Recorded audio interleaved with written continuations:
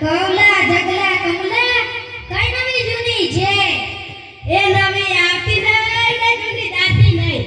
તારી વાત સાચી હું ભાઈ, તારું અને બધાને એવું જ થાય. ગઈકાલે મેં મારી પત્નીને ફોન કર્યો કે તને પિયા ગયા 10 દિવસ થઈ ગયા, તું તો મને યાદ જ નથી કરતી.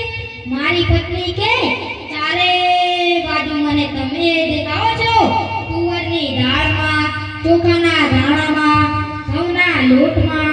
સારું મને તું આચકું લાગ્યું. હું ધણી છું કે ધણેણું? હા હો ભાઈ, કાગડા બધા કાળા જ હોય. તારી વાત એકદમ સાચી હો ભાઈ.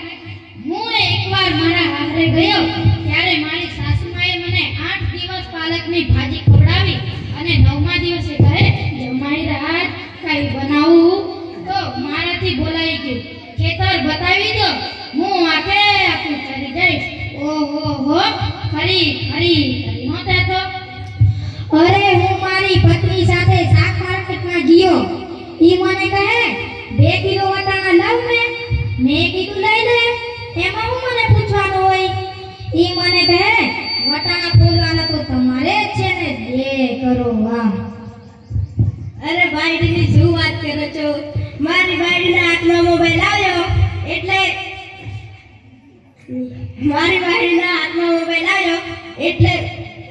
આપણે કોકની સાથે વાત કરતા હોય અને કોઈકનો ફોન આવે એટલે હાલવા જ માંડે. એના આપણે ક્યાં ખેતરમાં ઉભેલા સળ્યા છીએ, એને તો એમ જ છે ને. અને એના હાથમાં મોબાઈલ આવ્યો એટલે મૂકીમાં ધીરુભાઈ અંબાણી ભેલો. હવડા જીવો આવ્યો એટલે છોકરાઓ તો આપણો જીવ લઈ લીધો. એનું નામ જીવો નહીં પણ મરો એવું રાખવું જોઈતું. એ મોબાઈલ આવ્યો એટલે કેમેરો ગયો, એ મોબાઈલ આવ્યો એટલે ઘડિયાળ ગઈ, એ મોબાઈલ આવ્યો એટલે બેટરી ગઈ,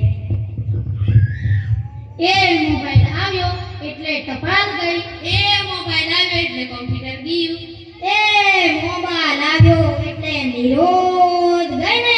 એમાં તે આપણો મોબાઈલ આપણી ઘરવાળીના હાથમાં આવ્યો તો આપણે ગયા જે કરો વાહ. આ જીઓ ઉપર યાદ આવ્યું, આપણે પેલા પૈસા જાણતા હતા એ કોણે બંધ કરાયા? કોઈને ખબર છે? કોઈને નથી ખબર ને. સરકારે બંધ કરાયા ઈ નહીં, પેલા પૈસા જૂના પાવલી એ તો મુકેશ અંબાણીએ બંધ કરાવી. એ હું કહું ને કે જ્યારે મુકેશ અંબાણીના લગ્ન થયા ત્યારે પાવલી એટલે ઘણા બધા પૈસા. ત્યારે પેલા ગોળ મહારાજે 1 ચમચી પાણી ભરો અને કે ગો પાવલી, ગણપતિ પૂજા કરો અને કે ગો પાવલી, એક ફેરો ફરો અને કે ગો પાવલી, બીજો ફેરો ફરો અને કે ગો પાવલી. તો એના મુકેશ અંબાણીને એટલી ખીચડી કે આખી દેશ મને મુકેશ અંબાણી કહે અને આ ગોળ મહારાજ મને મુકો પાવલી કર્યા કરે. જો હું મોટો થઈને આ પાવલી બંધ ના કરાવું ને તો મારું નામ મુકેશ અંબાણી નહીં. લ્યો કરો વાત, પાવલી બંધ કરાવી કે નહીં? હેલો. મોબાઈલના કારણે છોકરાઓ બગડે છે. ભણે મોબાઈલના જ બાપ અને એની માં ના હોય તો તાપીએ જઈને બેઠે હોય, અવર્ધના દાઢા કાઢી નાખે એવો હોય. કાલે હોય ભૈરાને કીધું પથ્થરના ના કરે છે, કોઈને વાગી જશે. ભૈરો મને કહે આ મારો છોકરો નહીં, આ તો મારો ભાણિયો છે. મારો છોકરો તો જો તમારા કુટમાં પાણી ભરે જો. અને આ પેલો લાટા પાટા વાળો સરકાર કરીને સ્કૂલે મોકલાવે અને સ્કૂલેથી ઘરે આવે ત્યારે ભલે કાગડા જેવો થઈ જાય.